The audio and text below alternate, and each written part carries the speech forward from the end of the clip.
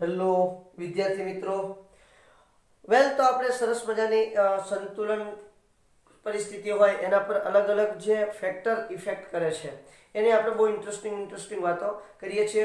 ગયા લેક્ચરની અંદર સાંદ્રતાની સંતુલન પર સાંદ્રતાની અસર અને સંતુલન પર દબાણની અસરની વાતો કરી છે. આજે ત્યાંથી એક સ્ટેપ આગળ જઈએ અને આજે આપણે આગળ જઈએ અને વાત કરીએ છીએ સરસ મજાની. કોની વાત કરવી છે તો કે નિષ્ક્રિય વાયુની અસર, તાપમાનની અસર અને ઉદ્દીપકની અસરની આજે વાતો કરવી છે. તો અહીંયા હેડિંગ આપી દઉં છું, સંતુલન પર નિષ્ક્રિય વાયુની અસર.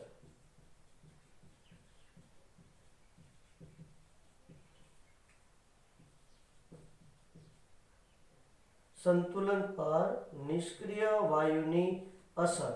ચલો, સંતુલન પર નિષ્ક્રિય વાયુની અસરની આપણે વાત કરવાની છે. હવે હું તમને એવું કહું કે નિષ્ક્રિય વાયુ છે એ નિષ્ક્રિય હોય છે, એ કોઈ સાથે રિએક્શન કરવાનું નથી. તો હવે અચળ કદ રાખવું અને તમારો જે કોઈ પણ વાયુઓ છે અથવા તો વાયુ છે એની અંદર નિષ્ક્રિય વાયુ ઉમેરો અચળ કદ રાખીને, તો શું થશે તો કે નિષ્ક્રિય વાયુ જે છે એ અન્ય કોઈ પદાર્થ સાથે પ્રક્રિયા કરવાનું નથી.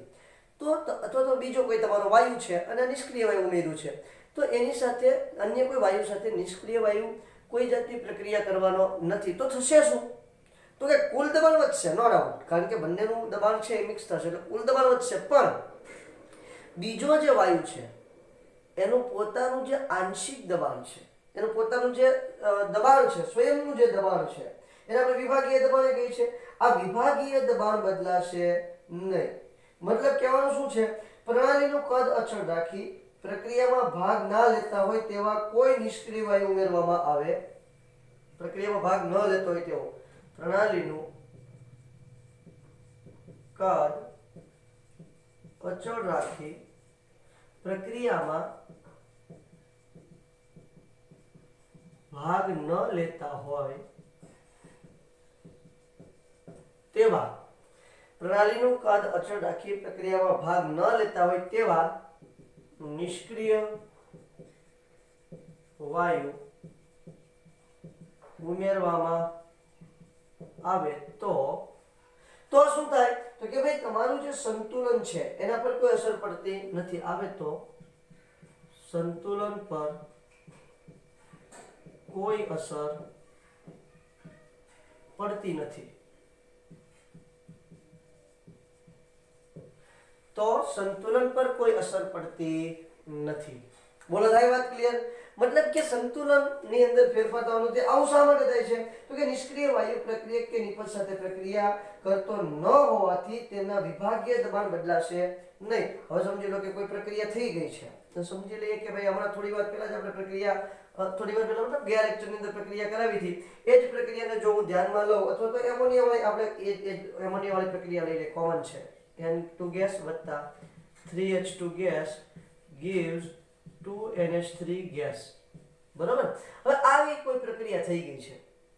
હવે શું થાય કે તમે આની અંદર સમજી લો કે ભાઈ નિષ્ક્રિય વાયુ ઉમેરી દેશો તો શું થાય ભાઈ, આનું એવું થઈને જે ટોટલ વિભાગીય એનું પોતાનું વિભાગીય દબાણ છે, આ વાયુનું વિભાગીય દબાણ છે, આનું વિભાગીય દબાણ, આનું વિભાગીય દબાણ, એમાં કોઈ જાતનો ફેરફાર નહીં થાય. કેમ કે તમે નિષ્ક્રિય વાયુ ઉમેરશો, નિષ્ક્રિય વાયુ કોઈ સાથે પ્રક્રિયા કરવાનો જ નથી. નિષ્ક્રિય વાયુ કોઈ સાથે પ્રક્રિયા નહીં કરે, આની સાથે નહીં, આની સાથે નહીં, આની સાથે નહીં, કોઈ સાથે રિએક્શન નહીં કરે. તો નહીં આમાં વધારો થાય, નહીં આમાં કે નહીં આમાં, કોઈના વિભાગીય દબાણમાં ફેરફાર થવાનો નથી. બોલો, થાય છે ક્લિયર? કોઈના વિભાગીય દબાણમાં ફેરફાર નહીં થાય તો સંતુલનમાં પણ ફેરફાર થશે નહીં.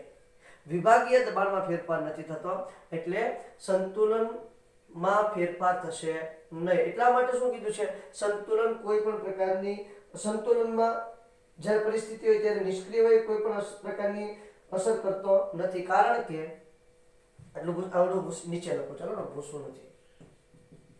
કારણ કે નિષ્ક્રિય વાયુ પ્રક્રિયક કે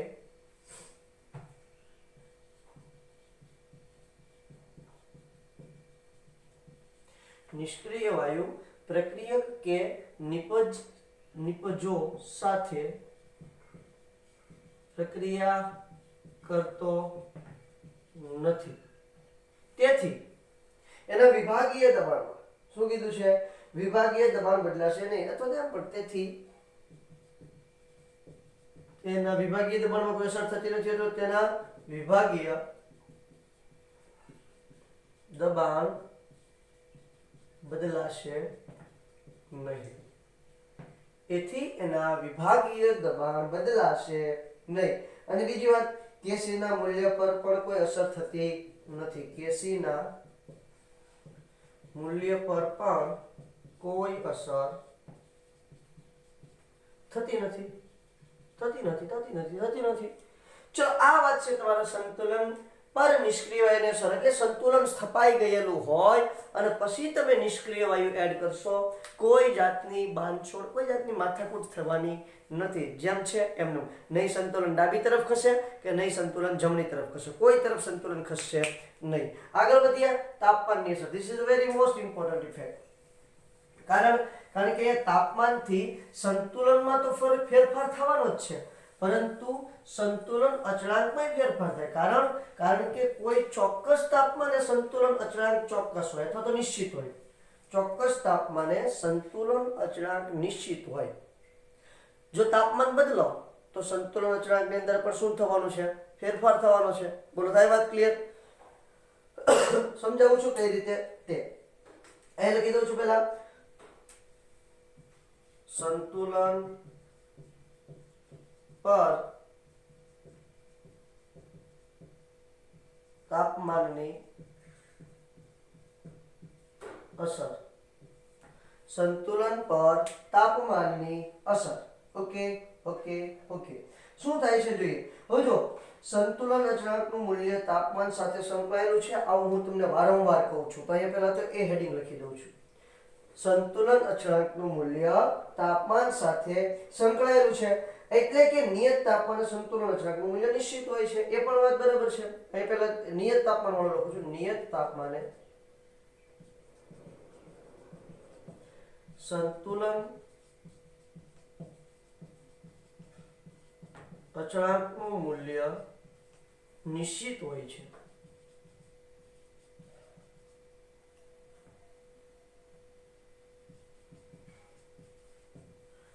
સંતુલન અચળાંકનું મૂલ્ય, નિયત તાપમાને સંતુલન અચળાંકનું મૂલ્ય નિશ્ચિત હોય છે. તાપમાન સાથે સંતુલન અચળાંકનું મૂલ્ય બદલાય છે. ખાસ સંતુલન તો બદલાય જ છે, પણ સંતુલન અચળાંકનું મૂલ્ય પણ બદલાય છે. આ ખાસ મગજમાં રાખજો. તાપમાન સાથે સંતુલન અચળાંકનું મૂલ્ય બદલાય છે. તાપમાન સાથે સંતુલન અચળાંકનું મૂલ્ય બદલાય છે. ઓકે બેન, નો પ્રોબ્લેમ. આપણને કઈ પ્રોબ્લેમ છે નહીં. હવે તમે જો, તાપમાન બદલાતા સંતુલન અચળાંકનું મૂલ્ય બદલાઈ ગયું. તાપમાન એટલે પદાર્થમાં રહેલી ઉષ્મા ઊર્જાનો સ્તર. એવું હું કહી શકું. તાપમાન એટલે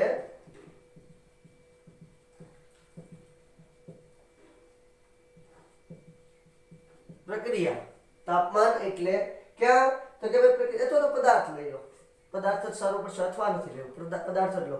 તાપમાન એટલે પદાર્થમાં રહેલા ઉષ્મા ઊર્જાનો સ્તર. હા, બરાબર છે. ઉષ્મા ઊર્જાનો સ્તર જ છે. હવે એની દ્રષ્ટિએ તમે જોવા જાવ તો બે પ્રકારની પ્રક્રિયા હોય. પહેલી ઉષ્માક્ષેપક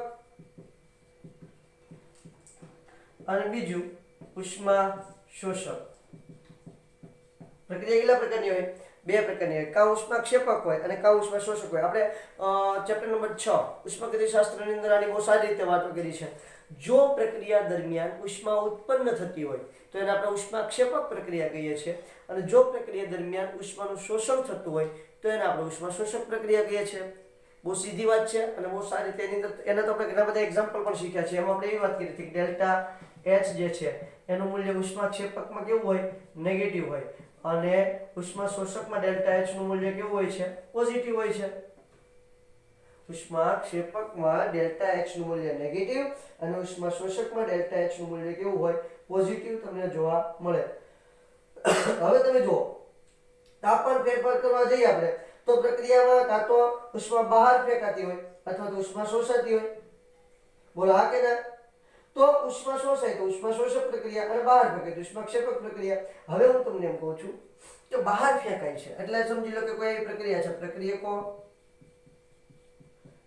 will gives નિપજો અથવા તો નિપજ વત્તા ઉષ્મા.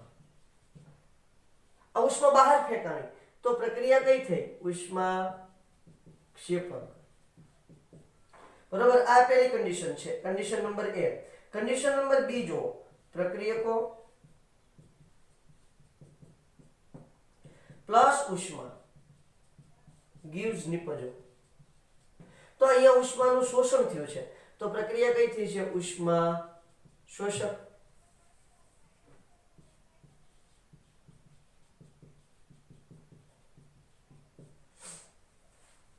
પ્રક્રિયકો ઉષ્મા ઉત્પન્ન કરે અને ઉષ્માનું શોષણ કરે છે. ચાલો, તો આ બે ઘટના થઈ છે. હવે હું તમને એક સિમ્પલ ફંડા સમજાવું, ધ્યાન આપજો. આપણે લે શેટેલિયરની વાત કરવાની છે. હવે અહીંયા જુઓ, ઉષ્મા જે છે એ કઈ તરફ છે? નિપજોની બાજુ છે. બોલો હા યા ના? તો ઉષ્મા નિપજ તરીકે વર્તે છે. અહીંયા ઉષ્મા છે એ પ્રક્રિયકોની તરફ છે એટલે ઉષ્મા શેના તરીકે વર્તે છે? પ્રક્રિયક તરીકે વર્તે છે. ઉષ્મા ક્ષેપક પ્રક્રિયામાં ઉષ્મા નિપજ તરીકે વર્તે છે. શબ્દ ઉપર ધ્યાન આપજો બેટા, ફરી એક વખત કહું છું. ઉષ્મા ક્ષેપક પ્રક્રિયામાં ઉષ્મા નિપજ તરીકે વર્તે છે, જ્યારે ઉષ્મા શોષક પ્રક્રિયામાં ઉષ્મા પ્રક્રિયક તરીકે વર્તે છે. બોલો દેખાય છે તમને? દેખાય છે, સીધી વાત છે. આમાં કઈ આપણે લાંબી ટૂંકી કરવાની નથી. એમોનિયાનું એક્ઝામ્પલ તમારા પુસ્તકમાં છે એ હું પછી લેવાનો છું. છેલ્લે એ તાપમાનમાં છેલ્લે એક્ઝામ્પલ રાખવાનો છું. એ પહેલા બીજા એક્ઝામ્પલ લેવાનો છું. હવે અહીંયા શું છે તો સમજી લો કે ઉષ્મા ક્ષેપક પ્રક્રિયા હોય અને હું એનું તાપમાન વધારું, મતલબ કે હું ઉષ્મા આપવાનો છું. ઉષ્મા ક્ષેપક પ્રક્રિયા છે આ, અને હું ઉષ્મા આપું તો મેં શું કર્યું? નિપજોમાં વધારો કર્યો. નિપજોમાં વધારો કર્યો એટલે પ્રક્રિયા કઈ તરફ ભાગશે? પ્રક્રિયા સંતુલન ડાબી તરફ ખસે છે એટલે કે પ્રતિવર્તી પ્રક્રિયા થાય છે. એટલે કે પ્રક્રિયકોમાં શું થશે? વધારો થશે. નિપજોનું પ્રમાણ ઘટશે, પ્રક્રિયકોનું પ્રમાણ વધશે. ક્યારે? જો પ્રક્રિયા ઉષ્મા ક્ષેપક હોય અને તાપમાન આપવામાં આવે તો લ શેટેલિયરના સિદ્ધાંત મુજબ નિપજોમાં વધારો થાય. નિપજોમાં વધારો થાય એટલે પ્રક્રમમાં એવો ફેરફાર થશે કે ફેરફાર નાબૂદ થશે અને પ્રક્રિયા કઈ તરફ ભાગશે? તો કે પ્રક્રિયા નિપજોથી પ્રક્રિયકો તરફ જશે, પ્રક્રિયકોનું પ્રમાણ વધશે, નિપજોનું પ્રમાણ ઘટશે. તો સીધી વાત લખીને દેખાડ દઉં. ઉષ્મા ક્ષેપક પ્રક્રિયા તાપમાન વધારો, ઉષ્મા ક્ષેપક પ્રક્રિયા તાપમાન વધારો કરો. ઓકે વેલ, તાપમાનનો વધારો કરો એટલે પ્રક્રિયા કઈ તરફ જાય છે? તમે જરાક જોઈ લ્યો. તો કે જ્યારે તમે તાપમાનનો વધારો કરશો એટલે તાપમાનનો વધારો કરવાથી શેમાં વધારો થાય છે? નિપજમાં વધારો થાય છે. નિપજ વધે છે, તાપમાન વધે, નિપજ વધે, નિપજ વધે તો પ્રક્રિયા કઈ તરફ જશે? પ્રક્રિયકો તરફ આગળ વધે છે. લ શેટેલિયર ના સિદ્ધાંત મુજબ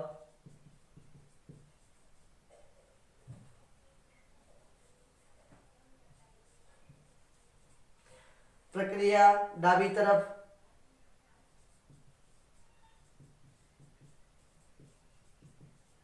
ડાબી બાજુ આગળ વધે છે. ઓકે, ડાબી બાજુ આગળ વધે એટલે પ્રક્રિયકો નું પ્રમાણ વધે છે. હવે એનું વિરોધી રિવર્સ વર્ષાની વાત કરીએ તો શું થાય? તો કે જો ઉષ્મા ઘટાડો તો પ્રક્રિયા એટલે એનો મતલબ શું થયો? નિપજમાં ઘટાડો થયો. નિપજમાં ઘટાડો થયો એટલે પ્રક્રિયકોને એમ થશે કે એટલે ઉષ્મા ક્યાં ગઈ? એટલે તરત એ પ્રક્રિયા કરી અને શું ઉત્પન્ન કરી નાખશે? તો કે ફરી વખત નિપજોમાં વધારો કરશે. એટલે ઉષ્મા ક્ષેપક પ્રક્રિયા માટે ઉષ્માનો ઘટાડો નિપજમાં વધારો કરશે અને ઉષ્માનો વધારો પ્રક્રિયકોમાં વધારો કરશે. બીજી વાત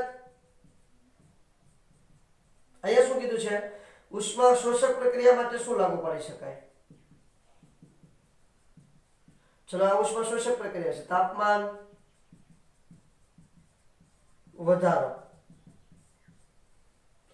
ઉષ્મા શોષક પ્રક્રિયામાં તાપમાનનો વધારો કરો એટલે મતલબ શું થયો? તમે ઉષ્મામાં વધારો કર્યો મતલબ કે પ્રક્રિયકોમાં વધારો કર્યો. પ્રક્રિયકોમાં વધારો કર્યો એટલે પ્રક્રિયા કઈ તરફ ભાગશે? નિપજ તરફ. લ શટેલિયરના સિદ્ધાંત મુજબ શું થશે? પ્રક્રિયકોમાં વધારો. પ્રક્રિયા કઈ તરફ ખસે છે?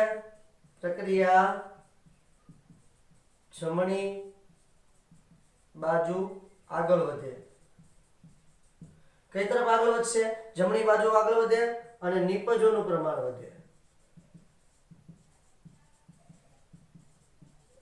આ વસ્તુ સમજવી બહુ જ ઇમ્પોર્ટન્ટ છે, બહુ જ અગત્યની છે. બરોબર છે? કારણ કે જ્યારે આપણે 12મા ધોરણની અંદર ચેપ્ટર 1 ની અંદર વાત કરશું ઘન અવસ્થાની અંદર, ત્યારે આ વસ્તુ આપણને બહુ ઉપયોગી છે.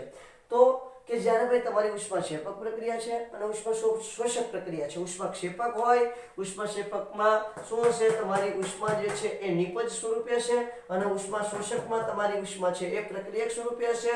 ઉષ્માક્ષેપક પ્રક્રિયામાં તાપમાનનો વધારો પ્રક્રિયાને ડાબી બાજુ લઈ જાય એટલે શેમાં વધારો થાય? પ્રક્રિયકોમાં વધારો થાય. ઉષ્માશોષક પ્રક્રિયકમાં ઉષ્માનો વધારો પ્રક્રિયાને જમણી બાજુ લઈ જાય અને શેમાં વધારો થાય? નિપજમાં વધારો થાય છે. આપણે એનું એક્ઝામ્પલ જોઈએ. તમારા પુસ્તકની અંદર આપેલું છે એ જ એક્ઝામ્પલને આપણે વાત કરી લઈએ. બરોબર છે? તમારી પુસ્તકની અંદર સરસ મજાના 2-3 એક્ઝામ્પલ આપેલા છે. એક NO2 N2O4 વાળો એક્ઝામ્પલ છે. એની ઉપર જરા કોન્સન્ટ્રેશન કરું અને એને તમને ડિટેલમાં સમજાવું છું શું કહેવા માંગે છે તે. બરોબર? ચાલો તો સરસ મજાની વાત કરીએ NO2 ની અને N2O4 ની. હવે જુઓ, તમે જોવા જશો ને એટલે શું થાય? તો કે ભાઈ આપણી પાસે એક પદાર્થ છે NO2. બરોબર છે?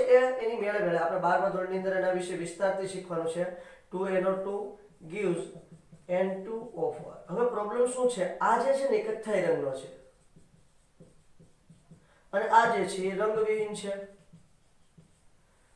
N2O4 એ કેવો છે? તો કે રંગવિહીન છે અને 2NO2 ગેસ છે. આ બે ગેસ જ છે, નો પ્રોબ્લેમ. તો આ છે એ કથ્થાઈ રંગનો છે અને આ છે એ રંગવિહીન છે. હવે અહીંયા પ્રોબ્લેમ શું છે? આ સાહેબ NO2 શેમાંથી બને છે? તો NO2 ને બનાવવાની પદ્ધતિ આપણે જોવાની છે ધોરણ 12 ની અંદર.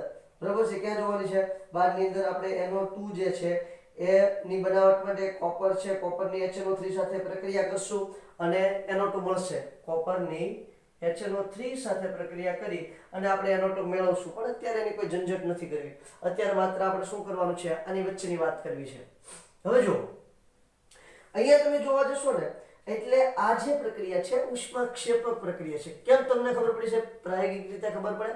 કોઈ પણ પ્રક્રિયા જોઈને ક્યારેય તમે ન કહી શકો. એનો હંમેશા પ્રાયોગિક રીતે જ આપણે સ્ટેટમેન્ટ આપી શકીએ કે આ ઉષ્મા શોષક છે કે ઉષ્માક્ષેપક છે. હવે એની એન્થાલ્પી છે -57.2 કિલોજૂલ પર મોલ. તો એનો મતલબ છે માઇનસ માઇનસ એટલે શું છે? પ્રક્રિયા ઉષ્માક્ષેપક છે. That's all. હવે તમે જોશો એટલે તમે બહુ સરળતાથી કહી શકશો કે સમજી લો કે માઇનસ છે એટલે ઉષ્માક્ષેપક પ્રક્રિયા છે. અને શું થશે? તો કે તમારી જે ઉષ્મા છે એ નિપજ તરીકે હશે. શેના તરીકે હશે? નિપજ તરીકે. હવે આ પ્રક્રિયામાં હું તાપમાન વધારું તો પ્રક્રિયા કઈ તરફ ખસશે? જો આ ઉષ્માક્ષેપક પ્રક્રિયામાં તમારી ઉષ્મા નિપજ સ્વરૂપે હશે, તાપમાન વધારું એટલે નિપજની અંદર વધારો કર્યો, પ્રક્રિયા કઈ બાજુ ખસશે? ડાબી તરફ અને કથ્થાઈ રંગનો વધારો થશે. બોલો થાય? એનાથી ઊંધી વાત શું?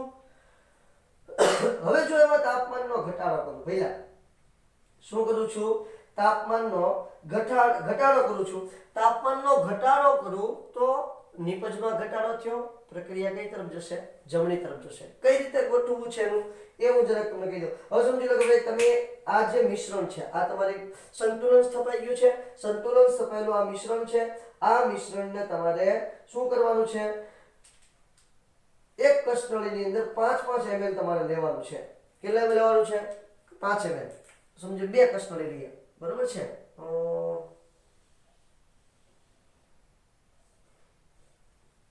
2 કસનળીની અંદર તમારે શું કરવાનું છે?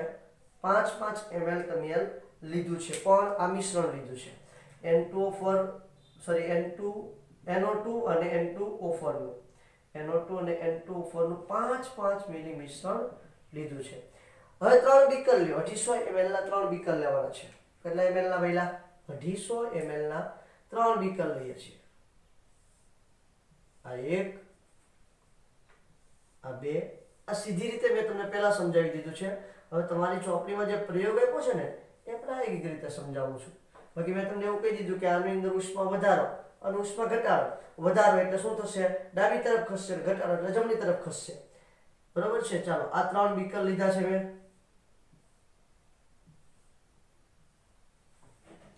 હવે અહીંયા 2 કસનળી મૂકી દીધી. પહેલા મેં આ ઓરડાનું તાપમાન છે 298 કેલ્વિન તાપમાન છે, એટલે કે રૂમ ટેમ્પરેચર છે.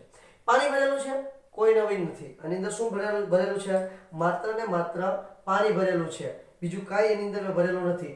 અહીંયા જરા બોર્ડર દોરી દઉં છું. ચાલો 298 કેલ્વિન તાપમાને પાણી છે, 2 કસનળી અંદર મૂકી દીધી છે.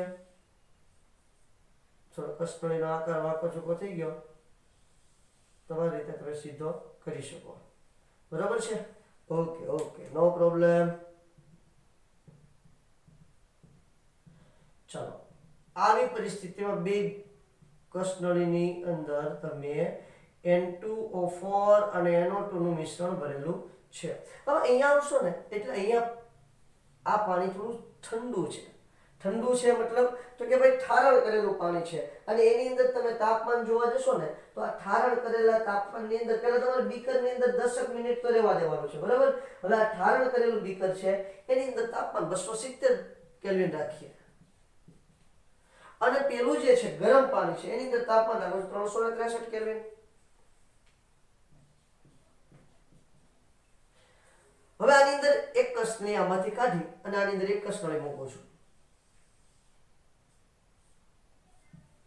અને એક કસનળી આની અંદર મૂકી દઉં છું.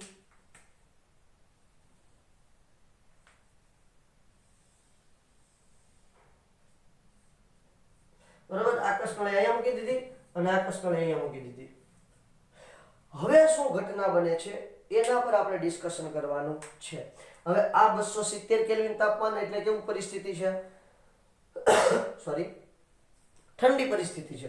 363 કેલ્વિન તાપમાન એટલે ગરમ પરિસ્થિતિ છે. તો અહીંયા અને બીકર A કહી દઉં,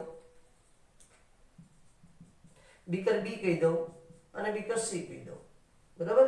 તો બીકર A જે છે, બીકર A ની અંદર શું છે તો કે બીકર A માં ઠંડુ પાણી છે, ઓરડાના તાપમાન કરતાં ઠંડુ છે. તો હવે અહીંયા શું છે? બરોબરનો મસ્ત મજાનો કથ્થાઈ રંગ થઈ ગયો છે, અને રંગવિહીન બે મિશ્રણ મસ્ત મજાનું એકબીજામાં સંમિશ્રણ પામી ગયું છે.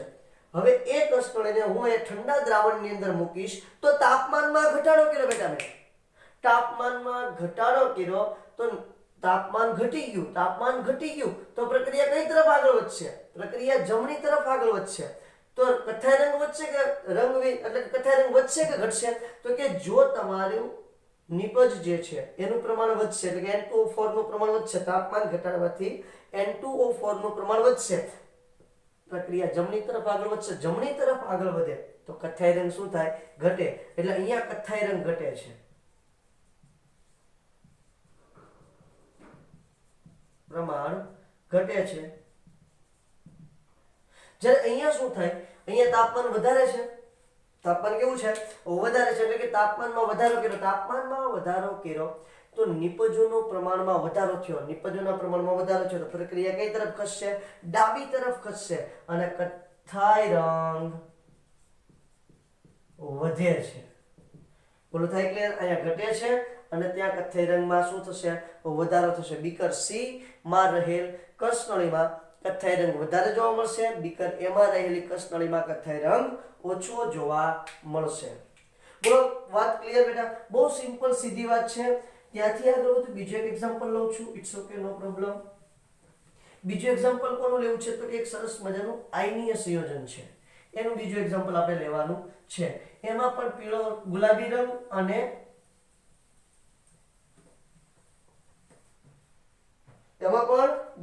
રંગ અને વાદળી રંગની વાત કરવાની છે. સમજી લો કે ભાઈ તમારી પાસે સંયોજન છે COH2O6+2, COH2O6+2. આ સંયોજન ગુલાબી રંગનું છે. CO+2 એટલે ગુલાબી રંગ હોય છે. આપણે 12મા ધોરણની અંદર વાત કરવાની છે. હવે એની રિએક્શન હું પાણી સાથે કરાવું છું, સોરી ક્લોરીન સાથે કરાવું છું. 4Cl- આ બધું એકવીએસ છે, પાણી આની તરીકે કીધું છે એકવીએસ છે. એટલે હવે શું થાય છે, બંને વચ્ચે પ્રક્રિયા થાય છે અને તમને શું જોવા મળે છે તો કે અહીંયા જોવા મળે છે COCl4 -2 + 6H2O. આ રીતે આખી ઘટના બનવાની છે. આનો રંગ કેવો છે તો કે ગુલાબી રંગ છે. COH2 6 + 2 નો રંગ ગુલાબી છે. Cl- તો રંગવિહીન હોય છે એટલે એને લગતો નથી. અને આનો રંગ કેવો છે, વાદળી. હવે આ આખી પ્રક્રિયા તમે જોવા જશો એટલે ઉષ્માક્ષેપક છે અને ડેલ્ટા H નેગેટિવ છે. હવે હું શું કહું કે જો તમે, એટલે એનો મતલબ એવો છે કે અહીંયા ઉષ્મા ઉત્પન્ન થાય છે, આમ ઉષ્મા એમ પણ તમે લખી શકો. તો હવે અહીંયા શું થાય, જો તમે તાપમાન વધારશો, અહીં લખી દઉં છું, તાપમાન વધારતા પ્રક્રિયા ડાબી બાજુ ખસે છે, ગુલાબી રંગમાં વધારો થશે. તાપમાન વધારતા પ્રક્રિયા ગુલાબી રંગમાં વધારો થાય છે.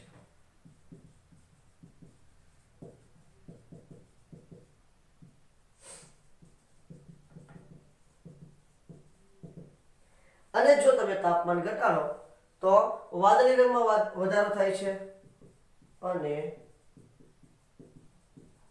તાપમાન ઘટાડતા વાદળી રંગમાં વધારો થાય છે. વાદળી રંગમાં વધારો થાય છે. ચલો, આ મસ્ત મજાની મેટર ડિસ્કસ થઈ ગઈ. હવે જુઓ, દરેક વખતે સાહેબ એવું જરૂરી નથી કે તાપમાન ઉષ્માક્ષેપક પ્રક્રિયા હોય તો તાપમાન વધારવું જ પડે અને ઉષ્મા શોષક પ્રક્રિયા હોય તો તાપમાન ઘટાડવું જ પડે. મતલબ એ વાત તો બરાબર છે, આ જે છે તો છે જ, પણ અમુક એવી અપવાદરૂપ પ્રક્રિયાઓ છે કે જેમાં તમારે ઊંચું તાપમાને રાખવું પડે. જો નીચું તાપમાન કરો તો પ્રક્રિયકના અણુઓ વચ્ચે જે અથડામણ થવી જોઈએ અને જે નિપજ બનવી જોઈએ એ નિપજ બનશે નહીં. કઈ રીતે થાય, એક્ઝામ્પલ એનું આપું છું. આની સરસ મજાનો સ્ક્રીનશોટ લઈ લો એટલે આગળ વધીએ. તો સમજી લો એમોનિયાની વાત કરવી છે. હવે આપણે એમોનિયાના ઉત્પાદનની વાત કરવી છે. મીન્સ કે N2 gas plus 3H2 gas gives 2NH3 gas. બરાબર, આ રીતે છે. હવે અહીંયા તમે જોવા જશો ને એટલે ઉષ્માક્ષેપક પ્રક્રિયા છે અને ઉત્પન્ન થતી એન્થાલ્પી કેટલી છે, ડેલ્ટા H -92.38 kJ/mol. એટલે કે ઉષ્માક્ષેપક પ્રક્રિયા છે. હવે જોશે, ઉષ્માક્ષેપક પ્રક્રિયા છે તો અહીંયા તમે તાપમાનનો વધારો કરશો તો પ્રક્રિયા કઈ તરફ ભાગશે, ડાબી તરફ ભાગશે. આ પ્રક્રિયા માટેની વાત કરું છું, માત્ર હું આ પ્રક્રિયાની અત્યારે વાત કરું છું. એટલે આની જેવી ઘણી પ્રક્રિયાઓ છે બીજી. તો અહીંયા શું થાય છે, જો ડેલ્ટા H નું મૂલ્ય ઋણ છે એટલે કે ઉષ્માક્ષેપક પ્રક્રિયા છે. હવે જો તમે અહીંયા તાપમાનનો વધારો કરશો, શું કરશો બેટા, તાપમાનનો વધારો કરશો તો પ્રક્રિયા ડાબી તરફ ખસી જાય. અને જો તમે તાપમાન ઘટાડશો તો પ્રક્રિયા જમણી બાજુ જશે, પણ બહુ ધીમી ચાલશે, અતિશય ધીમી પ્રક્રિયા ચાલશે. તો નિપજ મળવામાં ખૂબ વાર લાગશે. ઓહો, તો શું કરવું, મૂંઝાણ. એટલે એવી પરિસ્થિતિ નક્કી કરવી પડે કે પ્રક્રિયા વ્યવસ્થિત રીતે જમણી બાજુ જાય. કઈ પરિસ્થિતિ નક્કી કરવી પડે, વ્યવસ્થિત રીતે જમણી બાજુ જાય. તો જુઓ, અહીંયા પ્રક્રિયકોના મોલ 4 મોલ છે અને નિપજોના મોલ 2 મોલ છે. આ હેબર પદ્ધતિથી એમોનિયાની વાત કરું છું. તો અહીંયા શું થાય, ઊંચું તાપમાન રાખો એટલે પ્રક્રિયા થોડીક આ તરફ જશે, નિપજે મળશે પણ પ્રક્રિયા આ તરફ જશે. પણ હવે અહીંયા દબાણે સાથે સાથે ખૂબ વધારી દો, એટલે બહુ વધારે નહીં કરો નકર તો પાછું પાત્ર ફાટી જાય. પણ વધારે દબાણ કરીશ તો અહીંયા 4 મોલ, અહીંયા 2 મોલ, વધારે મોલથી ઓછા મોલ તરફ પ્રક્રિયા જશે. એટલે ઊંચું તાપમાન અને વધારે દબાણ રાખશું એટલે પ્રક્રિયા કઈ તરફ જશે, એમોનિયાનું ઉત્પાદન વધારશે. જો અહીંયા તાપમાન ઉષ્માક્ષેપક પ્રક્રિયા છે તોય તાપમાન ઊંચું રાખવાનું છે. કેટલું ઊંચું, 500 ડિગ્રી સેલ્સિયસ. એટલે કે એને આપણે 773 કેલ્વિન, ઘણા 773 લખે છે, ઘણા 723 કેલ્વિન, ઘણી બધી બુકોમાં છે, પણ આપણે 773 રાખશું, કોઈ વાંધો નહીં. બરોબર છે, 773 કેલ્વિન જેટલું તાપમાન થાય. તો 773 કેલ્વિન તાપમાન અને 312 દબાણ, અથવા 300 વાતાવરણ કયો તો ચાલે, પણ આપણે 12 રાખીએ, કોઈ વાંધો નહીં. બરોબર છે. તો 700 ને એટલે આપણે એમ કહીએ છીએ કે 500 ડિગ્રી સેલ્સિયસ તાપમાન એટલે શક્ય એટલું નીચું તાપમાન રાખવાનું છે અને જરૂર જેટલું વધારે દબાણ રાખી અને ઉદ્દીપકનો ઉપયોગ કરવો પડે. વિધાન સાંભળવાનું છે સાહેબ. આવી પ્રક્રિયામાં શક્ય તેટલું નીચું તાપમાન, શક્ય એટલું નીચું એટલે એનું શક્ય એટલું નીચું કેટલું છે? 500 ડિગ્રી સેલ્સિયસ શક્ય એટલું નીચું છે. ઓછામાં ઓછું તમે એટલું રાખીશું. એનાથી ઓછું કરશો તો પ્રક્રિયા એકદમ ધીમી થઈ જશે. શક્ય તેટલું નીચું તાપમાન અને જરૂરિયાત જેટલું વધારે દબાણ.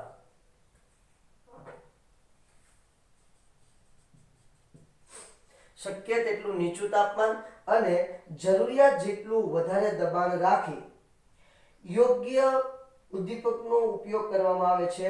આથી શક્ય તેટલી વધુ નિપજ શક્ય તેટલા ઓછા સમયમાં મેળવી શકાય. દબાણ રાખી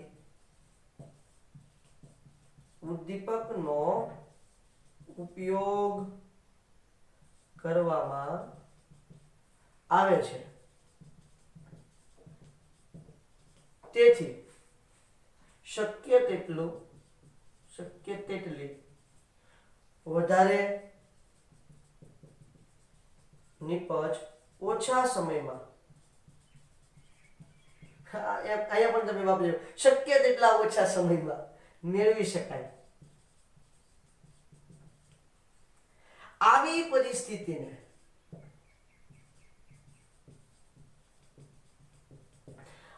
પરિસ્થિતિને ઓપ્ટિમમ પરિસ્થિતિ કહેવાય. શું કહેવાય? ઓપ્ટિમમ અથવા તો ઓપ્ટિમાઇઝેશન સ્ટેટ કહેવાય. આવી પરિસ્થિતિને ઓપ્ટિમાઇઝેશન, બ્લેક માર્ક થી લખી દો.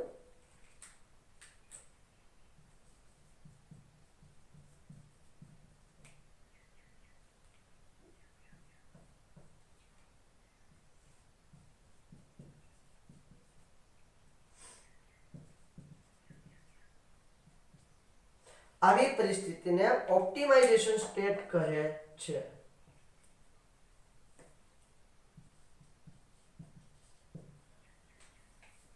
આવી પરિસ્થિતિને ઓપ્ટિમાઇઝેશન સ્ટેટ તરીકે ઓળખવામાં આવે છે. આ છે તમારા તાપમાનની વાતો. બહુ ઇન્ટરેસ્ટિંગ છે.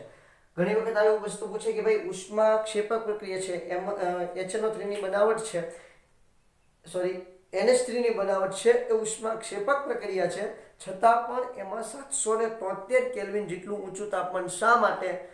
તો એની માટેનો આ બેસ્ટ જવાબ છે. બરાબર, સ્ક્રીનશોટ લો. અને હવે આપણે લાસ્ટ જોવાનું છે. માત્ર કોની વાત કરવી છે?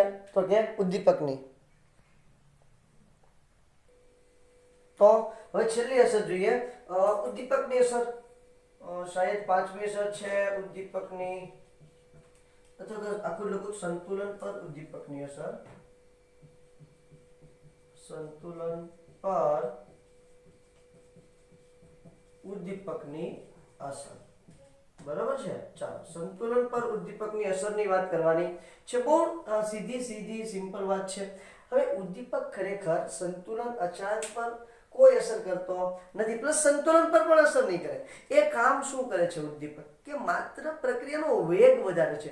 સંતુલન સ્થપાવવાની જે સ્પીડ છે, આ સ્પીડમાં વધારો કરે છે. બસ, બીજો કોઈ જાતનો ઉદ્દીપક અસર કરતો નથી.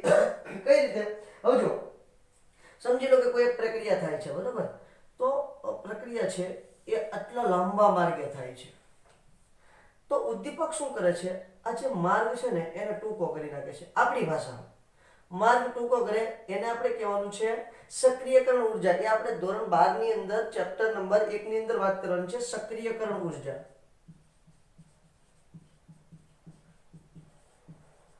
મેં કરેલી જ છે. સક્રિયકરણ ઉર્જા કોને કહેવાય એની વાત મેં ચેપ્ટર નંબર 1 ધોરણ 12 ની અંદર ઓલરેડી કરી ચૂક્યો છું, કરી દીધેલી છે. આપણી ચેનલ છે બીજી, G-NEET ફાઇટર્સ નામની ચેનલ છે. એની અંદર ચેપ્ટર નંબર 1 ઘન અવસ્થાની અંદર મેં સક્રિયકરણ ઉર્જાની વાત કરેલી છે, જે તમારે 12મા ધોરણની અંદર શીખવાનું છે. શું કરે છે? આ જે ગેપ છે એને સક્રિયકરણ ઉર્જા કહેવાય. બરાબર છે? E તરીકે એક્ટિવેશન એનર્જી, ઇંગ્લિશમાં એને શું કહેવાય? Activation energy. આ અનુદીપિત છે, અનઉદ્દીપિત.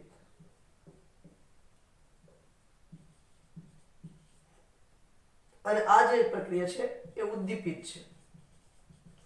બસ એટલો જ ડિફરન્સ છે કે ઉદ્દીપક સક્રિયકરણ ઉર્જા ઘટાડે અને અનુદ્દીપિત પ્રક્રિયા હોય એમાં સક્રિયકરણ ઉર્જા કેવો હોય, વધારે હોય, જેથી કરીને તમારી નિપજો ઝડપથી મળે છે. નિપજોના પ્રમાણમાં કોઈ ફેરફાર થવાનો નથી. જેટલી મળવી છે એટલી જ નિપજો આપણને મળવાની છે. નિપજોનું પ્રમાણ નહીં બદલે, માત્ર શું બદલશે તો કે એની સ્પીડ વધશે, સમય ઘટશે. જે પ્રક્રિયા 5 કલાકમાં થતી હોય એ પ્રક્રિયા 15 મિનિટમાં થઈ જાય.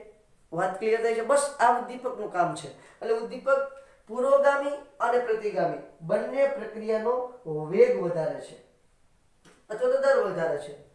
ઉદ્દીપક, પહેલા તો ચોખવટ કરી દઉં, સંતુલન પર અસર કરતો નથી. ઉદ્દીપક પુરોગામી અને પ્રતિગામી પ્રક્રિયાનો વેગ સરખા પ્રમાણમાં વધારે છે. ઉદ્દીપક પુરોગામી અને પ્રતિગામી બંને પ્રક્રિયાનો વેગ શું કરે છે? સરખા પ્રમાણમાં વધારે છે. કઈ રીતે વધારે છે? ઉદ્દીપક સક્રિયકરણ ઉર્જામાં ઘટાડો કરે છે.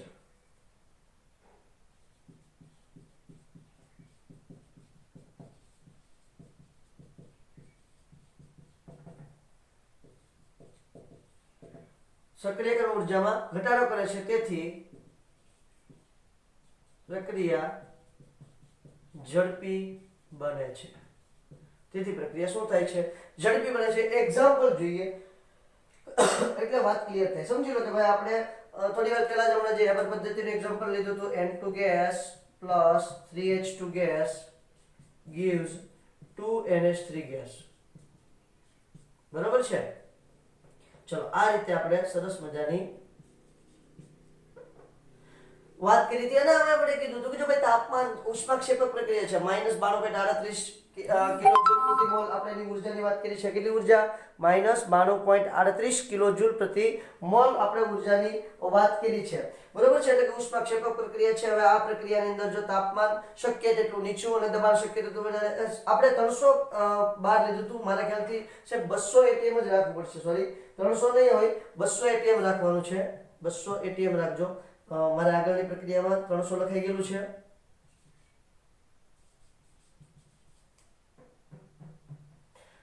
એટીએમ અને 473 કેલ્વિન તાપમાન એટલે કે 500 ડિગ્રી સેલ્સિયસ તાપમાન. બરાબર? 200 વાતાવરણ રાખજો, અથવા તો 12 રાખો તો પણ વાંધો નહીં. બરોબર? પણ 300 નહીં રાખતા. 300 મારે આગળની જે રિએક્શન છે, જ્યારે આપણે હમણાં ઉદ્દીપકની હમણાં થોડી વાર પહેલા જે આપણે વાત કરી છે અને તાપમાનની વાત કરી છે, ત્યારે પણ 300 એટીએમ દબાણ લખેલું, 300 બાર લખેલું છે, પણ આપણે ખાસ કરીને 200 એટીએમ રાખવાનું છે. ખાસ યાદ રાખજો. 200 એટીએમ 500 ડિગ્રી અથવા તો 773 કેલ્વિન તાપમાને પ્રક્રિયા કરાવવાની છે. એટલે શક્ય એટલું નીચું તાપમાન અને શક્ય એટલું વધારે દબાણ રાખી અને યોગ્ય ઉદ્દીપક વાપરવાનું છે. અને આપણને જે ફ્રિજ હેબર નામનો વૈજ્ઞાનિક છે, એને આપણને આયન ઉદ્દીપકની વાત કરી છે. કેવો ઉદ્દીપક રાખવાનો છે? Fe ઉદ્દીપક રાખવામાં આવે તો આ જે તમારી રિએક્શન છે, આ રિએક્શન શું થશે? ઝડપી થશે. ઝડપી થઈ અને તમને શક્ય તેટલા ઓછા સમયમાં શક્ય તેટલું વધારે એમોનિયા મળશે. કઈ પરિસ્થિતિ છે એને આપણે ઓપ્ટિમાઇઝેશન સ્ટેટ કીધું છે. કઈ સ્ટેટનું ઓપ્ટિમાઇઝેશન સ્ટેટ કીધું? શક્ય એટલું નીચું તાપમાન, શક્ય એટલું ઊંચું દબાણ. બરોબર છે? અને એની અંદર આપણે એડ કરવાનો છે ઉદ્દીપક, એટલે આપણને શક્ય એટલા ઓછા સમયમાં શક્ય એટલી વધુ નિપજ મળે છે. આ સ્ટેટ છે, આ પરિસ્થિતિ છે, એને ઓપ્ટિમાઇઝેશન સ્ટેટ તરીકે ઓળખવામાં આવે છે. તો આ ઓપ્ટિમાઇઝેશન સ્ટેટ થી આપણે મસ્ત મજાનું બને એટલા વધારે પ્રમાણમાં એમોનિયા મેળવી શકીએ. એવું જ બીજું SO2 gas plus O2 gas gives SO3 gas. અહીંયા 2 રાખું છું, અહીંયા પણ 2 કરી દઉં છું. બરોબર છે? 2SO3 gas. આ સલ્ફ્યુરિક એસિડ નું ઉત્પાદન છે. સંપર્ક વિધિ છે. સલ્ફ્યુરિક એસિડ નું ઉત્પાદન છે Kc બરાબર 1.7 × 10⁻26 કેસીનું મૂલ્ય ખૂબ વધારે છે એટલે શું થાય તો કે બંને એટલી નિપજ બની છે, મોટા ભાગમાં નિપજ બની છે. અહીંયા ઉદ્દીપક તરીકે V2O5 લેવામાં આવે છે, વેનેડિયમ પેન્ટોક્સાઇડ. શું કહેવામાં આવે છે? વેનેડિયમ પેન્ટોક્સાઇડ. તો તમે એનું બીજું નામ શું લઈ શકો? ડાયવેનેડિયમ પેન્ટાઓક્સાઇડ, બરોબર છે. અથવા તો બીજો ઉત્સેચક લેવાનો હોય છે પ્લેટિનમ. બેમાંથી એક ઉત્સેચક તમે લઈ શકો, ડાયવેનેડિયમ પેન્ટાઓક્સાઇડ અથવા તો વેનેડિયમ પેન્ટોક્સાઇડ અથવા પ્લેટિનમ ઉદ્દીપક તમે વાપરી શકો છો. પ્લેટિનમ ઉદ્દીપક જો એ પ્રક્રિયા જૈવિક હોય તો આપણે એને ઉત્સેચક કહેશું, ઉદ્દીપકને ઉત્સેચક કહેશું. અને પ્રક્રિયા રાસાયણિક હોય, જૈવિક ના હોય તો એને આપણે ઉદ્દીપક કહેશું. એ જૈવિક કોને કહેવાય? તો આપણા શરીરની અંદર જે પ્રક્રિયા થાય છે, સમજો કે ગ્લુકોઝ છે એ ઉત્પન્ન થાય છે, તો શેમાંથી? સુક્રોઝમાંથી. સુક્રોઝનું જળ વિભાજન થાય અને ગ્લુકોઝ બને છે, તો આની માટે ઇન્વર્ટેજ ઉત્સેચક વપરાય છે. તો એ ઉદ્દીપક નહીં, શરીરની અંદર જૈવિક ક્રિયા છે, જૈવિક ક્રિયામાં જે ઉદ્દીપક વપરાય એને ઉત્સેચક બોલાય. એટલે ઇન્વર્ટેજ છે એને આપણે ઉત્સેચક કહીશું. ભલે શું કર્યું છે? સુક્રોઝનું ગ્લુકોઝમાં રૂપાંતર કર્યું, આ માટે ઝડપી રૂપાંતર થાય ને એ માટે જે ઉદ્દીપક વપરાય એનું નામ ઇન્વર્ટેજ છે, પણ એ જૈવિક ક્રિયામાં વપરાય એટલે એને ઉત્સેચક બોલીશું, ઉદ્દીપક બોલશું નહીં. જ્યારે આ બહાર થતી રાસાયણિક ક્રિયા છે એટલા માટે, પ્રક્રિયા છે એટલા માટે આપણે એને ઉદ્દીપક કહીશું. શું કહીશું? ઉદ્દીપક. તો શું છે? આ ઉદ્દીપક વાપરી અને તમે શક્ય એટલું ઝડપી SO3 ની અંદર રૂપાંતર કરી શકો. Most important thing is that એ નોંધ કરીને લખી દો. નોંધમાં શું કહેવાનું છે સર ખબર છે? તો કે ભાઈ તમારું જે કેસી છે, કેસીનું મૂલ્ય ઘણું જ ઓછું હોય તો ઉદ્દીપકનો ઉપયોગ ખાસ કામ આવતો નથી. જો રાસાયણિક પ્રક્રિયામાં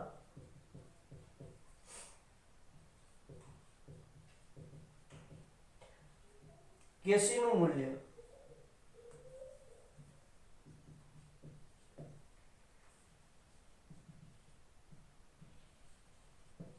ખૂબ જ નીચું હોય તો ઉદ્દીપકનો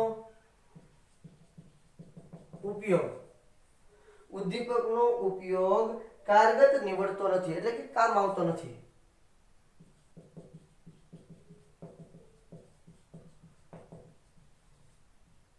કારગત નીવડતો નથી એટલે કે કામ આવતો નથી. આ કેસી ખાસ ભાગ ભજવે છે. કેસી હોવું જોઈએ, ઊંચું કેસી હોવું જોઈએ, તો જ આ ઉદ્દીપકનો ઉપયોગ કામ આવે છે, નહીતર કામ આવતો નથી. આ છે તમારા રાસાયણિક સંતુલનને અસર કરતા પરિબળો. તો આપણે સરસ મજાની આ છે 5 પરિબળોની બહુ મસ્ત મજાની વાત કરી છે. હવે આપણે નેક્સ્ટ લેક્ચરની અંદર નવા ટોપિક સાથે મુલાકાત કરવાની છે. આજે આપણે એટલે સુધી રાખીએ. Thank you.